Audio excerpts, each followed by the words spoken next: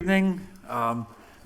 This is the August 4th meeting of the DGR Subcommittee to Holyoke City Council. I'm the chairman. With me is Mike Sullivan, Pete Tallman, Howard Graney. Is Gladys here? Yes, I am. I'm on a Zoom. I wasn't able to make it to the chamber. Sorry. And Gladys. Okay, so everybody's here. Okay, if I could get an order to take. I guess we'll take 1 and 2 off the table. I think they're both together, right? Motion to take items number 1 and 2 off the Motion made table. and seconded to remove agenda items 1 and 2 from the table. On the motion, all in favor? Aye. Okay, 9/7, both 9/7/21. Order that the city council approve the resolution for the certified project and the TIF, Tax Increment Financing Agreement with Canal Row LLC for the commercial development on land bound by Race and Main. Order, second one is order the city council approve a resolution for the Certified Housing Development Incentive Program project and local tax increment exemption agreement with Canal Row LLC for the housing development on land bound by Race and Main Street. So with us, I would imagine, is the OPED director, who may, somebody's got to step up to the microphone, so may just give us a sense as to what's happening with these things, and we'll take it from there. Aaron, welcome. Well, thank you, Mr. Chairman. Thank you for the committee. I think the mic, is the mic on? Just double check, just tap that thing to see if it's on. Check, check. That's better. All right, thank you. All right, so thank you for taking this up. Aaron Vega, I also have John Dijak with me, and we have Dennis Luzarian with us as well, who's one of the owners of Canal Row. You're probably familiar with the project at the Cubit, where we have HCC Culinary and 18 market rate apartments. They're looking at expanding their development on Ray Street. This program, as you know, it's very similar to what we passed, what you all passed a little while ago for the Hotel Jess. There is obviously a local tax incentive as is before you, but really the real incentive is at the state level. So the HDIP, the Housing Development Incentive Program, can only be given to a project that has the local agreement. So this really is the sort of opening the door to closing those gaps that we see in development, especially out here in Western Mass. Additionally, I would say that, especially for this project, unlike the Hotel Jess, perhaps, this property is currently city-owned, so there's no revenue coming in at all. And as you know, a lot of great things going on Ray Street between the Steam Building, the Cubit, Gateway City Arts, and so there's a lot of momentum in this area. They also have the Armor Building at the corner that they're developing now as well, so this would tie in that entire block. But as you know, the funding out there for these kind of projects and the gap that we see, especially here in Western Mass, really needs these kind of tax incentive programs. It's really the only tool that we have in the toolbox to work with developers. And I'd also say that when I say that we're developers, I also want to indicate, that when we talk about projects like the wind development or the bigger ones, we don't even broach this subject with them, right? I mean, so we don't even offer this to them. This is local guys that are putting in their money, that are putting in their hard work, that have a proven track record, obviously with the Cubit. So this is something that we really use expeditiously and want to use in a way that really benefits this area. So this is not the sort of program that we give out to the big developers that don't need it. This is really a project that we believe will bring more residential options and some commercial spaces to this area. We do have the PowerPoint that we presented to you, so you have all that information. We could walk through it if you want to, but I know that we're under a time constraint because you have another meeting in a little while. Dennis is here to answer any questions. He does have an additional handout. I don't know if Jeffrey wants it and to give to everybody. John obviously has more data and information as well, so we're happy to answer any and all questions. We can walk through the PowerPoint, just want to be mindful of the time constraint. Yeah, I appreciate that. I hope everybody had a chance to, because this was sent a few days ago to us, so I hope everybody had a chance to. Okay, what are we being handed here? This is a Canal Row project, average 10-year investment return stock. Okay. Do you want Dennis to explain it? Do you want me to introduce? No, I just want to read it first. So debt service coverage. Okay.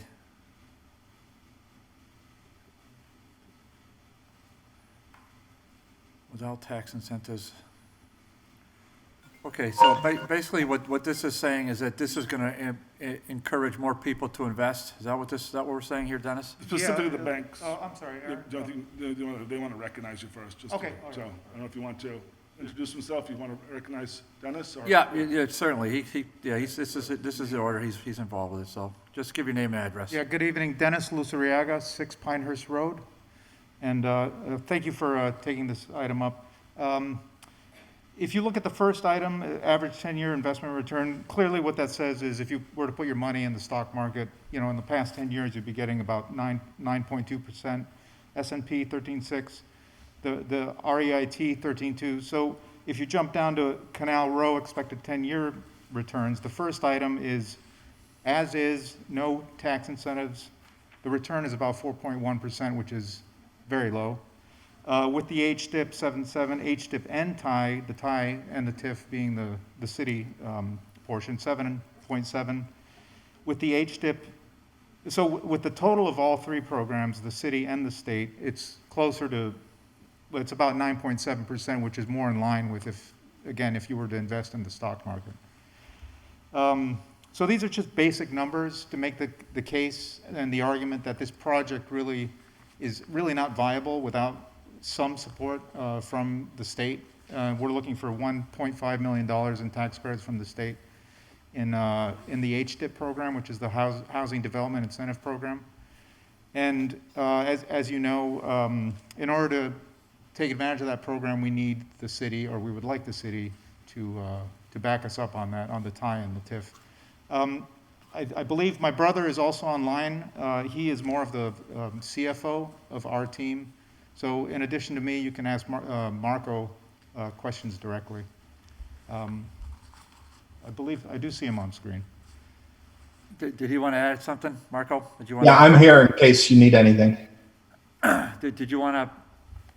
Okay. Well, I'm sure. I don't know if we do or not. Did you want to make a comment about what your brother just indicated? You don't, This is Marco, yeah. and I live in 164 Race Street. So fundamentally, what we're trying to show here is that the combination of state tax credits and the local tax offsets will help make this project be more competitive in the market so that we can attract some additional capital that we need in order to meet our financing requirements. The TIF, the tie and TIF in particular, help offset our initial expenses for the first few years until we get up to a full leasing and just get over those initial humps. It'll help keep our debt coverage ratio above 1.25, which is what the banks want to see. It gives them a little pillow, an extra cushion of assurance there that we can meet our debt obligations. So that's what we're trying to show here on this document, is fundamentally how these incentives and tax breaks will help us in pulling through with this project. Well, right now, so the way I look at it, there's not really any tax revenue being generated, and basically what we're saying is that we're going to start, even though it's going to be very small initially, that despite this this increment financing, that looks like there's going to be some tax revenue generated as we kind of march forward for the next few years. Mayor, is that the way you see it? Sorry, me? Yes. Acting Mayor Murphy. Acting Mayor Murphy, is that the way you see it? I'm still working on what I'm seeing. I haven't got that final. Okay, you haven't got it. Marco, did you want to sort of elaborate on that? Yeah, no, I thought it was to me. Yeah, no, but yes, fundamentally, what we're asking is for a ramp up in taxes instead of jumping from what we're currently paying $1,800 all the way to about $140. We slowly ramp up, and that'll help us basically get the project well established and get the revenue going where we need it to be, both for the success of the project but also to meet the banking requirements. Right. Yeah, and it makes sense. So let me just when do we think we're going to start developing the project? I mean, actual developing it. Right now, we're expecting it to start probably March, April of next year. All right. And how much time do we need to? Because I read through it. It seems pretty aggressive. But what's our timeline to finish it? It would be 2 years from when we break ground until we start leasing. And then we expect to be fully leased by the third year. All right, and where are you marketing? Well, where do you think you'll be marketing these? Primarily, we're following the same model as the Qubit. We're targeting young professionals or empty nesters, given the nature of both the neighborhood and the types of apartments, this loft style. We right now, we don't really even market. I mean, we have our Facebook presence and our web page, and we receive on average about 4 to 5 calls a week of people looking for apartments. And our next vacancy is going to be in February. You know, there's a very high demand for these apartments. Every time somebody leaves, the apartments are rented before they vacate. So we really have had zero vacancy since pretty much the first year that we opened. Okay, and so just so I can explain this to the city council, really, without the TIE and the TIF, you're not really able to access the 1.5 million from the Commonwealth. Does that summarize it more or less? That is correct. It's a requirement for the city to basically have some teeth in the game, I guess is one way to put it. So it's a precursor. Yeah, this is something I kind of forgot about, that I did vote for this for Hotel Jess. I was really thinking of something else when I was speaking with Aaron. This is unbelievably unfortunate circumstance that I felt backed into, and I voted for it, and I regret, to this day, I regret that vote on a commercial business. So we're the entity really didn't pay any. We're welcomed by Councilor McGivern. Where the entity really didn't pay, and to this date hasn't paid any taxes, not a nickel. So this is something different, and I forgot when I was speaking to Aaron, I forgot about the Hotel Jess, and it's tough to keep all these straight with 400,000 other things I got going on. So this is not an off-the-wall project. Do councilors have questions or comments or concerns for Councilor Greeny? Just quickly, are there any handicap units going to be available? The entire building is handicap accessible, but I'd have to check with the architect on that. In our existing project, handicap availability was based on need. So if somebody indicated so, we could retrofit, say, a bathtub or something like that. But at least on the plans as now, we're following the state requirements. Okay. Ollie, all set? Yep. Mayor Murphy, go ahead. Yeah, thank you, Mr. Chairman. Sorry I didn't get your question before. I just got the other sheet there. So a couple of things, and I noticed one of the agreements is a 5-year agreement. One of the agreements seems to be a 6-year agreement. Could somebody explain that to me? Marco, you want to just go through the chair to me? So the mayor is just asking why is one agreement 5 years? Why is the other one 6 years? Well, it's basically, it was going back and forth with the development office. The initial, when this, I guess, law or whatever it is was passed, it was a 10-year for residential and 6 for commercial. That was no longer available, or I guess there was no appetite for that. So basically, we worked together to really try to get it so that that debt service ratio was at 1.25% starting year 3, which is once we're fully leased. So we went back and forth, different combinations of numbers, and that seemed to be the best combination to keep us at 1.25%.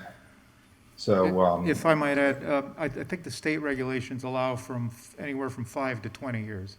So it's as Marco said, it's really up to us and the development office to come up with a perfect combination. Any other questions? Yeah, so, and this would be to Aaron. Aaron, I know this TIF, and most of the ones I've seen are 180, 60, 40, 20. Is that a percentage that is locked into that, or is that something that is adjustable? That's adjustable, and that's why we came up with the 6 and the 5, to make sure that we didn't give too much of a break and that taxes were obviously coming in, but that would work for their financing. Okay, so that first year that it's 100% tax-free, right now that would be 2025 or 26? Right, but tax-free on the new development. So well- once, the day we sell them the property, when that happens, they would be paying property tax on the property. And the year that the new building is built, they'd still pay that original bill. Okay. So The they're new paying- value would be built in, yep. So any of the additional value? Yes. Is tax-free Yep. that first year? But But this- is that 2025 or 26? Right. Mr. Dennis or Marco? Am I right, 2025 or 26? Yeah, that is correct. That's when we would start paying the graduated tax increase. So that first year would be just whatever the vacant property is. Then that would be 10% of that, and whatever the schedule dictates. After on year 7, we would be 100% paying the full rates. Okay, thank you. Mike? Go ahead, Council Alderman. I just want to go on record here. I'm totally in favor of this project. These are the kind of projects we need to see go forward. Show Holyoke is open for development. Also, given the track record that the Lazuriaga brothers have,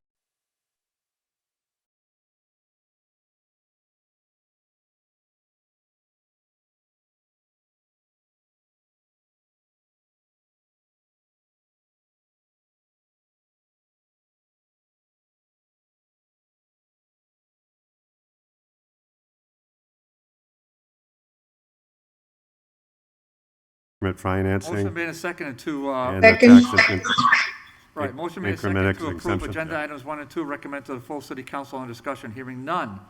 On the motion, all in favor? Aye. Aye. Opposed? Okay, that passes 5-0 to recommend to the full city council. Okay, guys, thank you. Thank you all very much. Okay, Appreciate it. I'll take a Thank motion. you. Bye.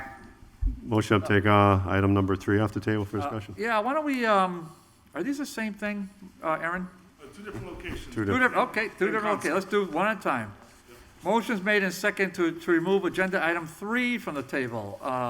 On the motion, all in favor? Aye. Aye, that Aye. the council vote that the city accept a proposal to sell 12 Main, 22 Main, 24 Main to H&H Realty Holdings LLC. 12, 22, and 24 are adjacent vacant lots totaling 10,455 square feet. And let's see, and zoned IG, and have a combined assessed value of $20,600. So, with us is Mr. Vega. Mr. Yep. Vega, what's happening with this? I'm not sure if anyone on the Zoom is here for this one. I think they are here.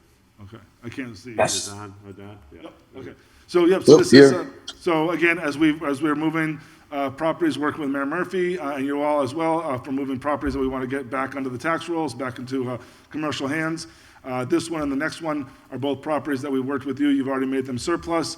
They went out for RFP, working with Ms. Belanger and the purchasing office, and obviously John Dijek, and we've gotten these proposals in. We worked with Mayor Murphy and Lori, and these were the accepted offers. I believe the offer for these 3 lots is $31,900 for the 3 lots, and it's, down here on Lower Main Street, across from the canal. Okay, H&H Holdings, since it's an IG, I'm gonna guess this is marijuana, but H&H sir. Holdings, you're here? Yes, sir. Yes, can you hear me, Mr. Chairman? Yes, I can. Why don't you give us your perspective on this?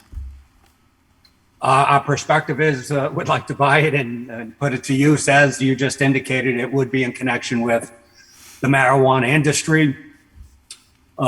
H&H purchased in November of 2020, 2 warehouse-style buildings and a vacant lot.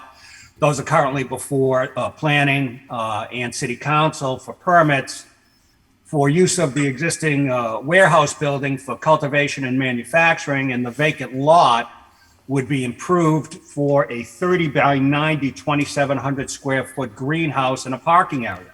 Now, that parking area would support necessary parking, not only for what is under the permitting process now, but also 2 more greenhouse buildings, both 30 by 90 and both laid out parallel to the one that is being pursued now.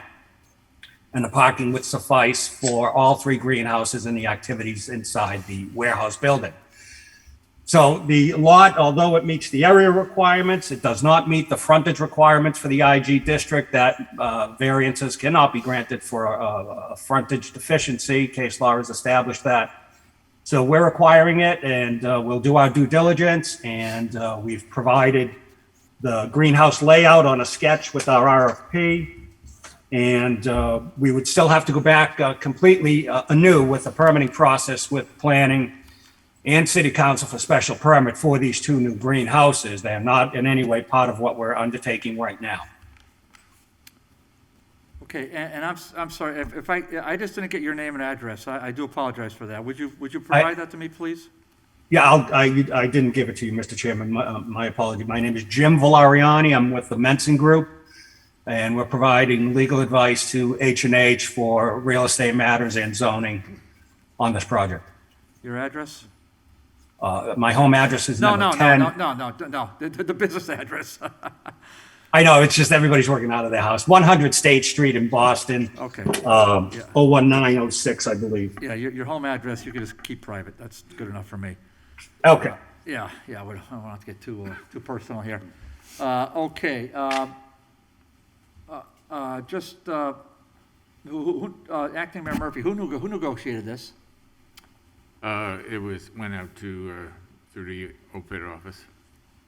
No, but it's ultimately through. I okayed it, but. Okay, it's ultimately through your administration. You approved it. It's not the prior one, right? Yep, correct. All right, Aaron, how do we get to a number here with that? How do we get to that number?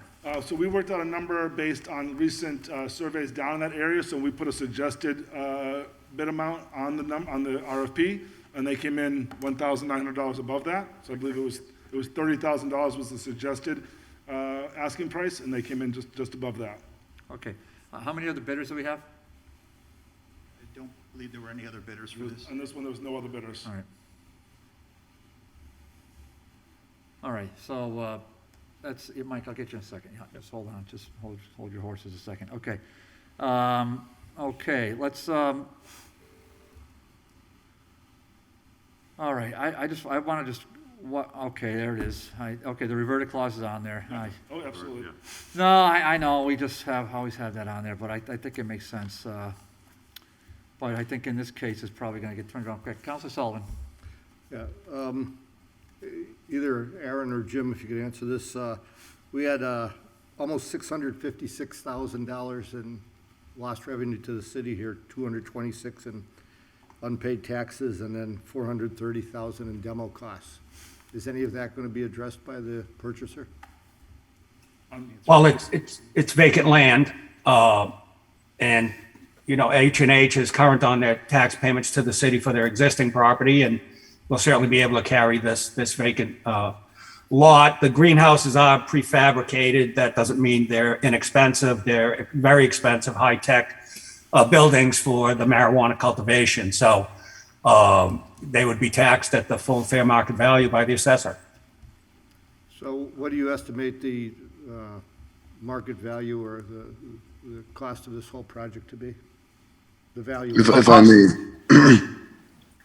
This is Yazan Haddad, who is one of the owners of H&H. Yes, hi. If I may, Mr. Chair. You may. Your address, Yazan, they need your address. Yeah, sir. yeah. My name is Yazan Haddad, 418 Long Hill Street, Springfield, Mass. I'm currently one of the principals here on the project. Apologize for not having my video on. I do have a bad internet connection. I just wanted to further just give you guys a little bit more insight onto these quote-unquote greenhouses. So essentially, I think greenhouse is a little bit of a short word for them. They're steel structures with translucent roofs, essentially. They're nothing like hoop houses or anything like that. So they're steel structures, and the cost of these greenhouses with installation would be around $823,000.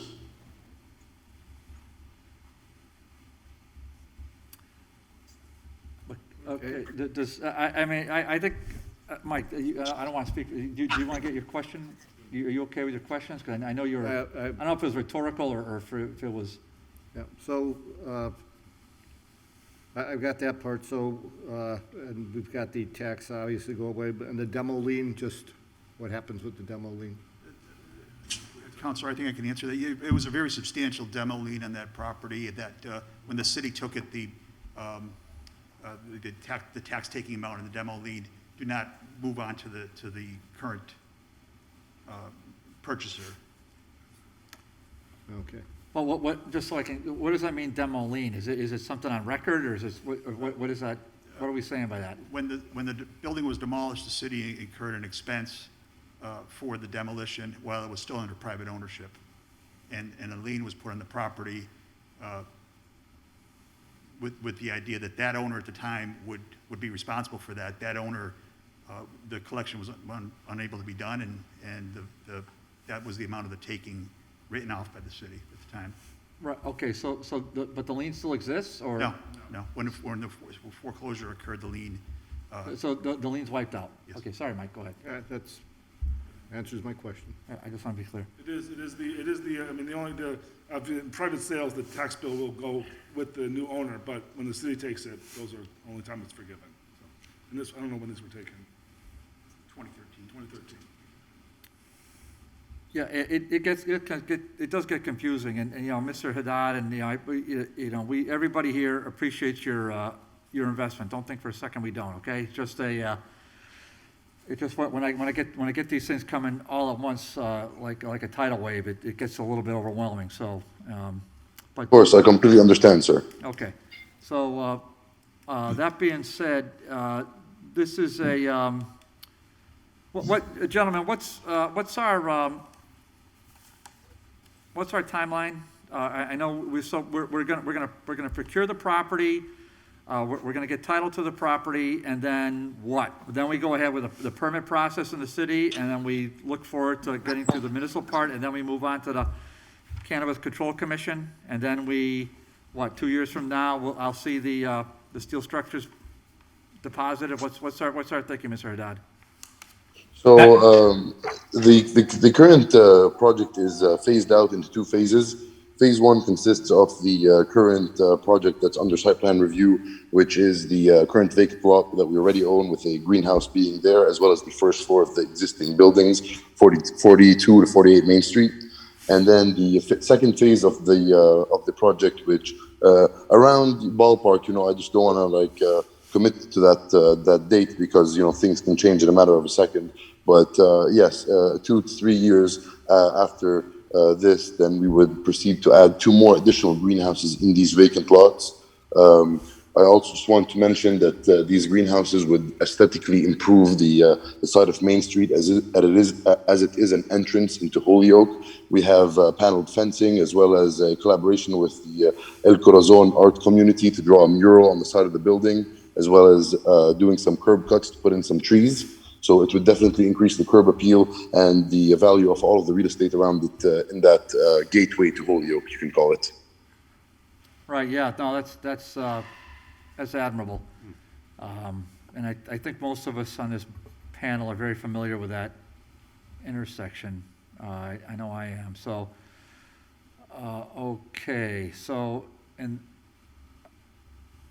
all right, do any counselors have questions for the proponent? Counselor Graney. Just quickly, what if timeline isn't met? What happens to the property? So we will maintain the property currently as it stands. I don't know if you are aware, but it's kind of a grim property. During the demolition, the old owner's daughter passed away because of the demolition. Currently, it is a hot spot for drug overdoses in the bushes that are by the railroad. If you go there at any point right now, before the weather gets too cold, you will find needles all over the floor, as well as other stuff that we would really like to clean up. So in the event where we do not expand the operation there, we would still be the owners, the tax-paying owners of this property, as well as the maintainers of it. So that includes landscaping and fencing, making sure that we don't have any drug usage on the property would be monitored by our security system as well, despite the fact that it might not be under the unlikely fact that it would not be developed. But we do plan on creating around 42 new jobs here on Main Street over the course of the next 2 years. And with the expansion of the greenhouse, that number might go up as well. Thank you, that's what I wanted to hear. Acting Mayor Murphy?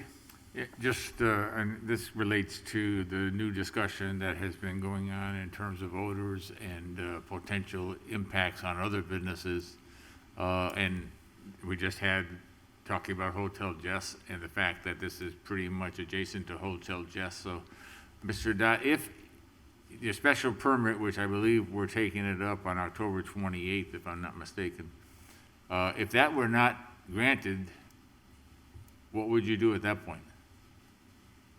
So, first of all, thank you for the opportunity to speak about this. I've been wanting to clear up the air on this. We're very optimistic about getting our special permit on the 28th, I believe.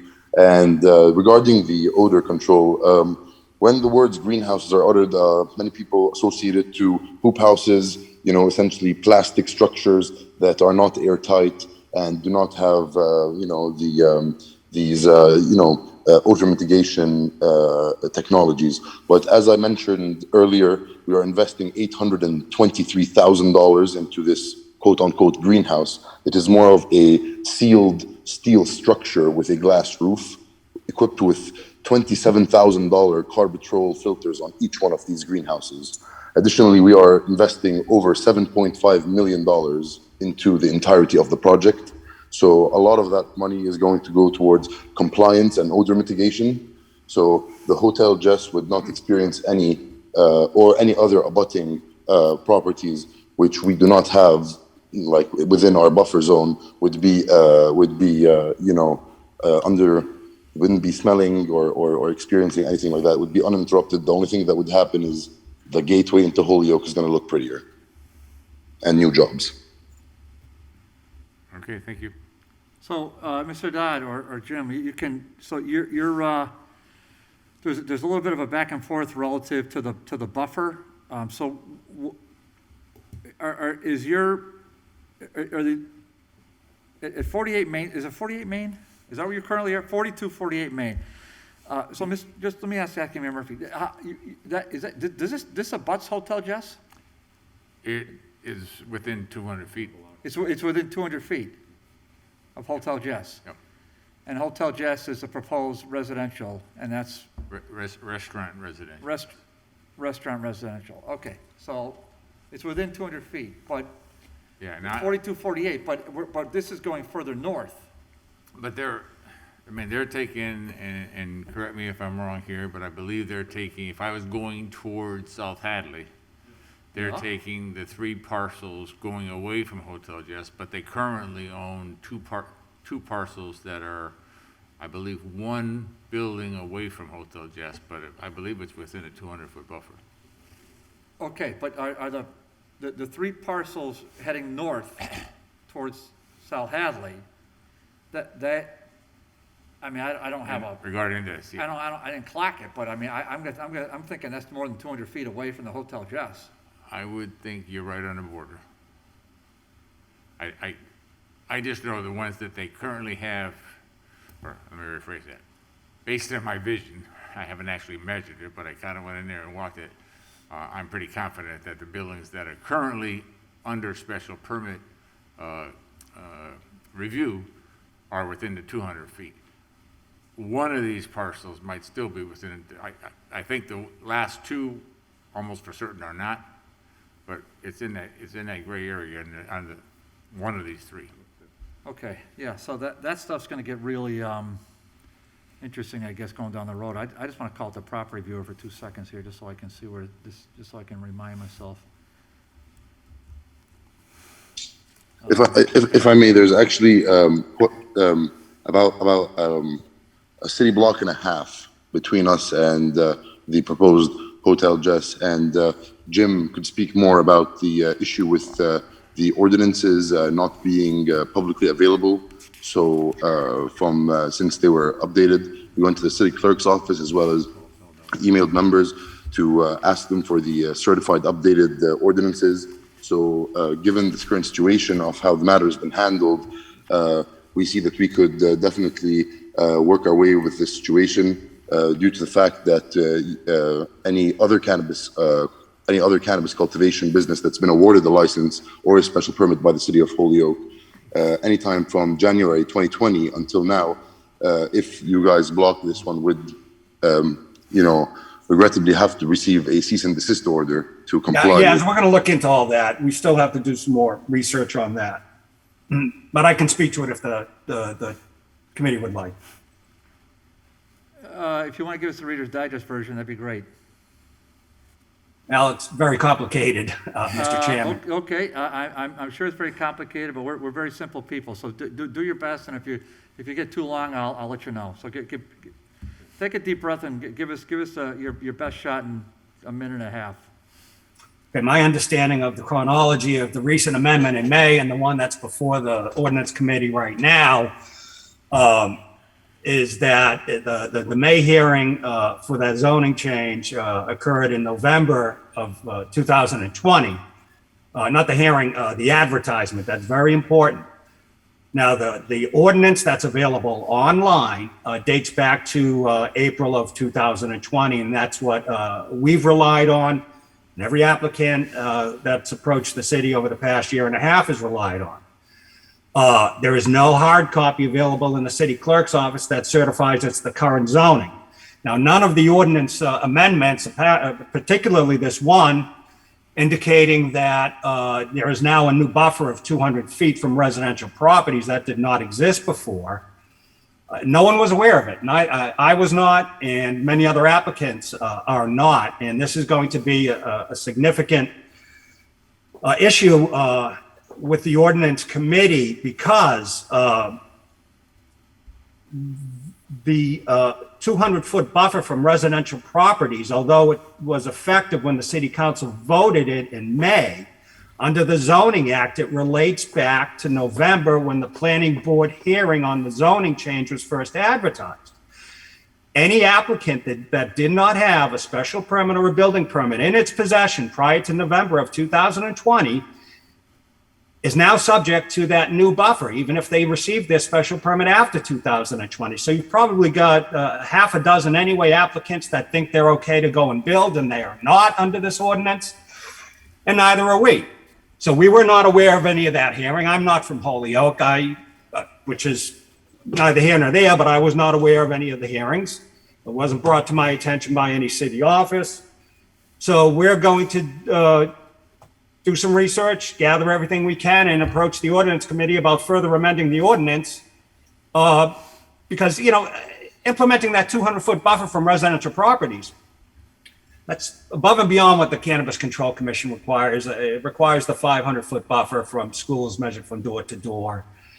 So this is going to be problematic for me, all the other applicants, and the city as well. And it's going to take, I think, a group of industry representatives to meet with the city and get this resolved.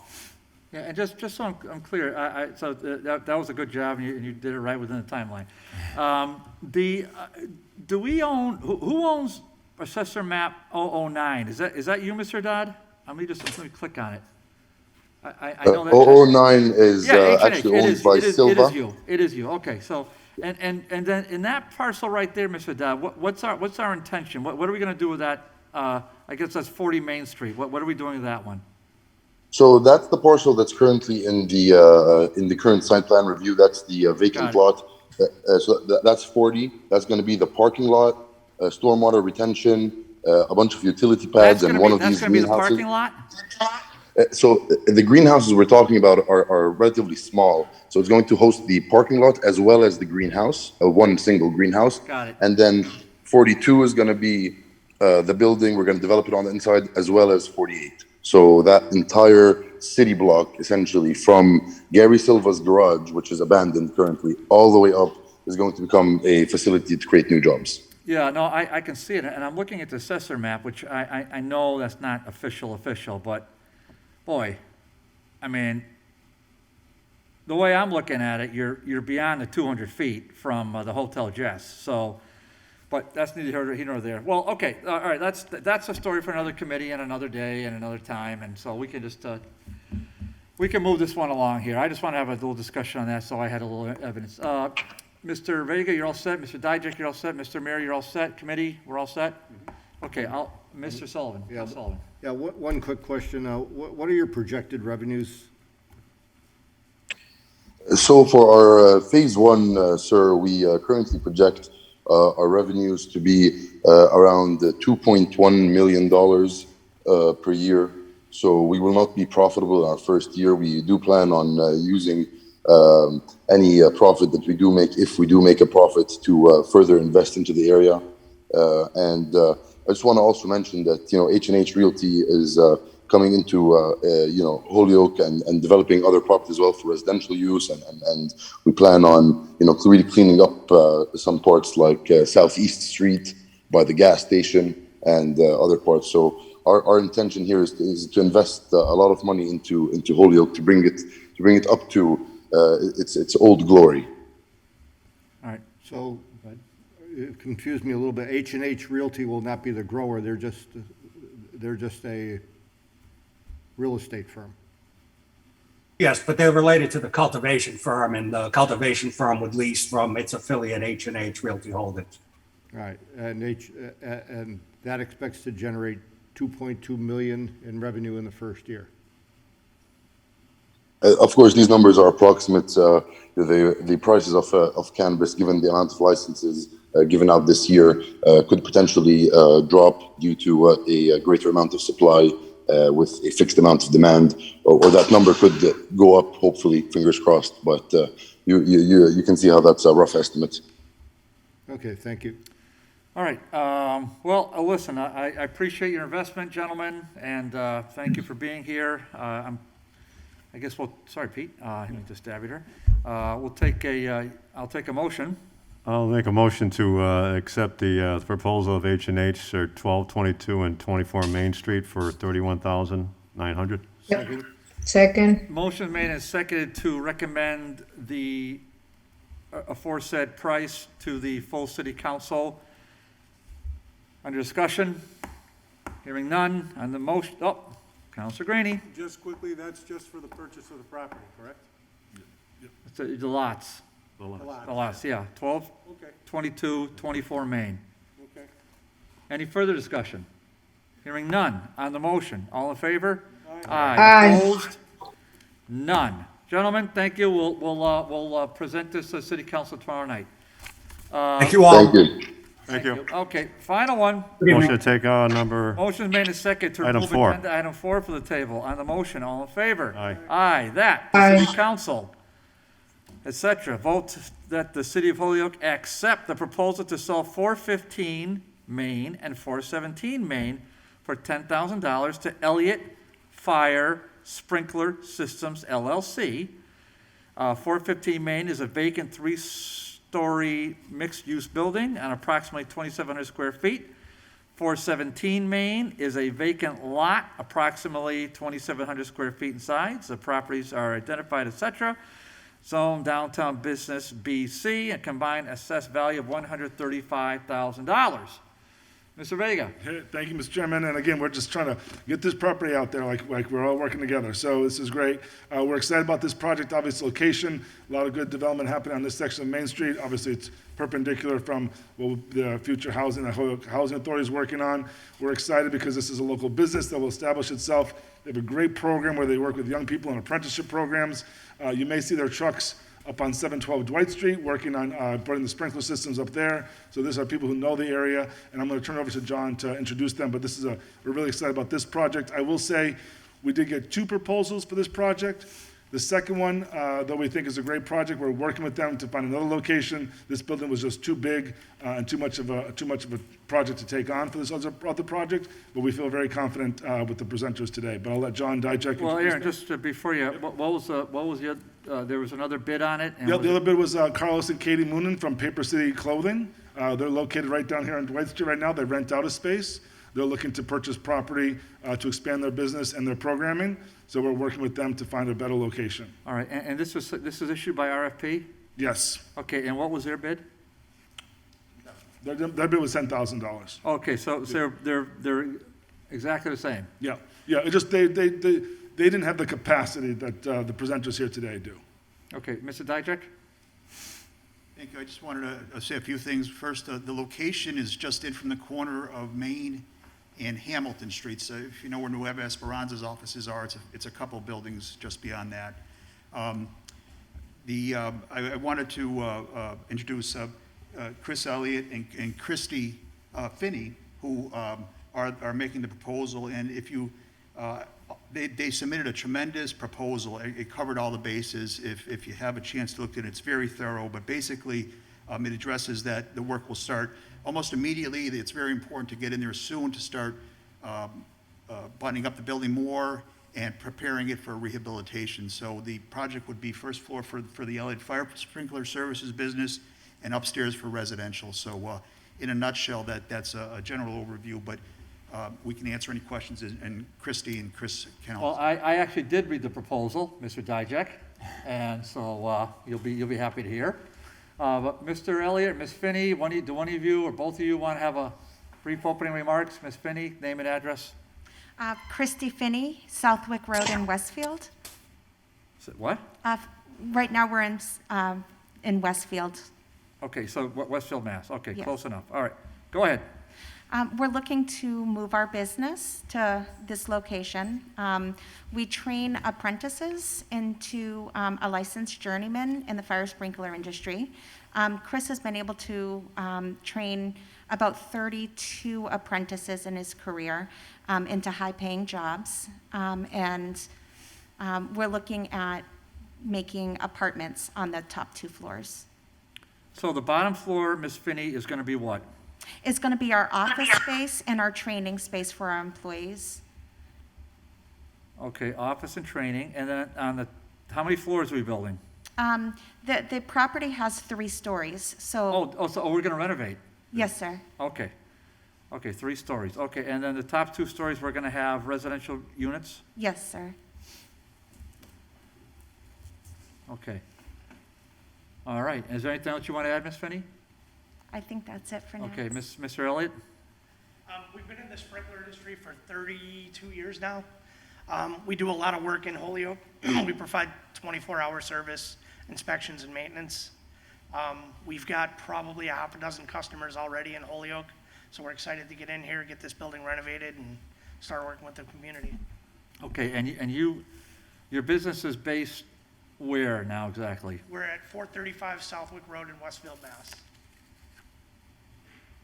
Now, what is that, Route 202? Yes, 10 and 202. Now, why do you want to leave Westfield and come to Holyoke? What's wrong with Westfield? I was born and raised in Holyoke. There you go. That's yeah. attaboy. I did see that in your proposal. Now, I did see my friend, Mr. Patel. Yes. Well, now there are 1,400 Patels, but we know there's Patel. You guys know this one. We do know him.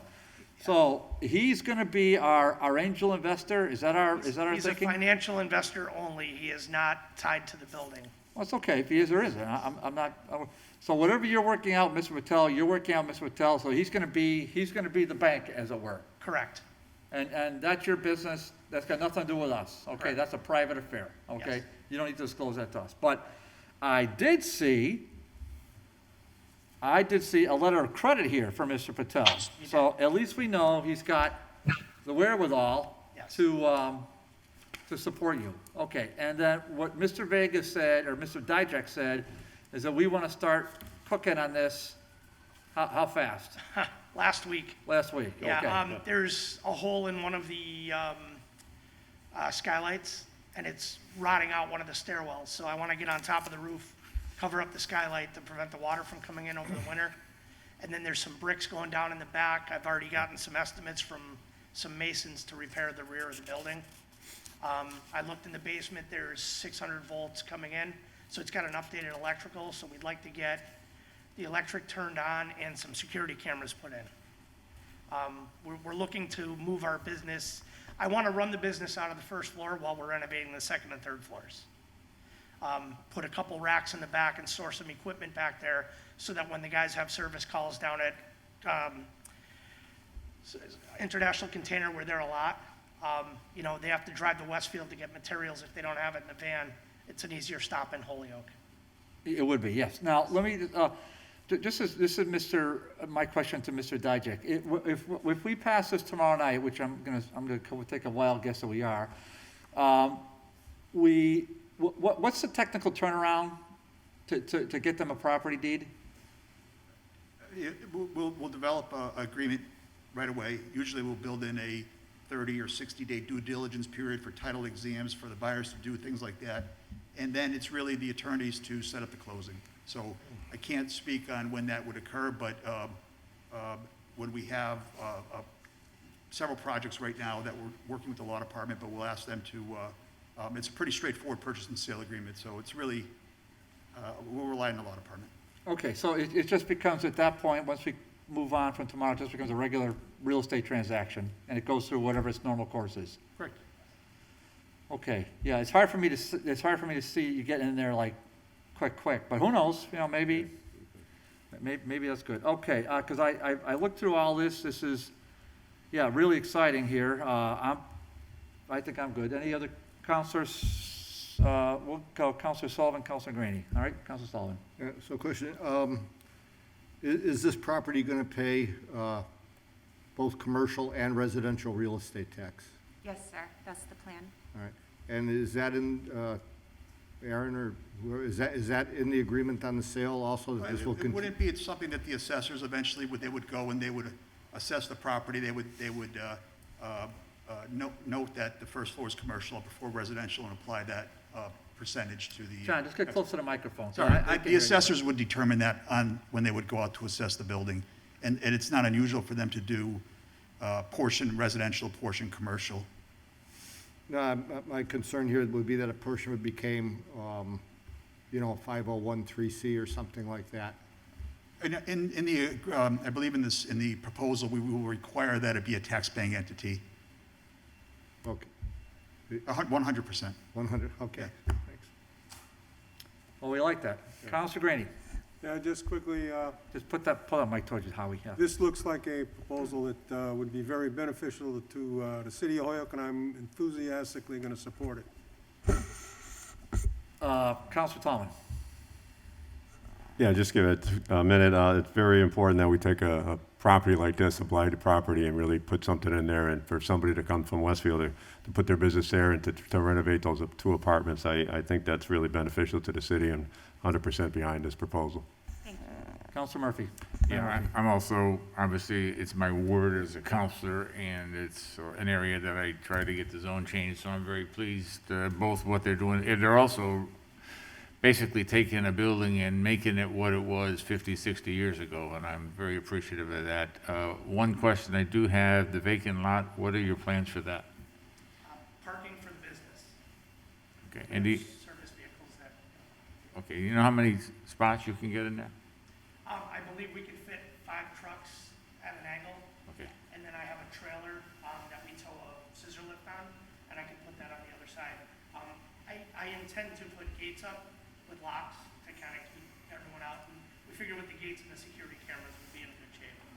Okay, thank you very much, and thank you for your investment, and we appreciate you coming to Holyoke. Thank you. Yeah, just on the commercial tax thing, I mean, that's something that I put in, and the council agree with me for conditions on a special permit. I don't necessarily know if we can do that in an RFP, and while I don't see evidence that we did it, I'd be hard pressed to see this entity converting to a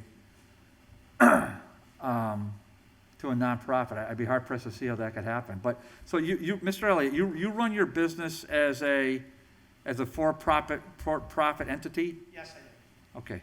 He answered. You got to be by the microphone. I thought you were. Yes, I heard you. So you answered yes. Okay. So, Yes. all right. And you've been in business for how long? 2.5 years now for myself. I've been in the sprinkler industry for 32 years. Okay. Okay. Well, I think this is all good news. I don't see anybody else with their hands up. By a miracle, I think we're going to finish on time. So I'll thank you to you both. Okay, Mr. Dijak, Mr. Vega, thank you, Mr. Acting Mayor, thank you. I'll take a motion. I'll make a motion to accept the proposal to sell 415 and 417 Main Street for $10,000 to Elliott Fire Sprinkler Systems. Motion made and seconded to approve the order as written to sell the property to the aforesaid parties for the aforesaid amount. Any further discussion? Hearing none on the motion. All in favor? Aye. Opposed? None. Okay, so that's going to be recommended to full city council tomorrow, and then we'll see what that esteemed body does, okay? All right, I'll take one more motion, please. Thank you so much. Motion, set up the next meeting or adjourn? Want to set? No, Pete, No? Okay. well, first of all, I guess a point of personal privilege. So first of all, guys and lady, thank you for turning this around so quick. We are not going to meet until after the election. Okay. So Mr. Vega already knows that. He's aware. Okay. So at some point in the next 3 weeks, I'll just ship out emails and we'll figure it out, okay? Okay, motion adjourned? Motion made, second to adjourn, non-debatable on the motion. All in favor? Aye. We are adjourned. Thank you.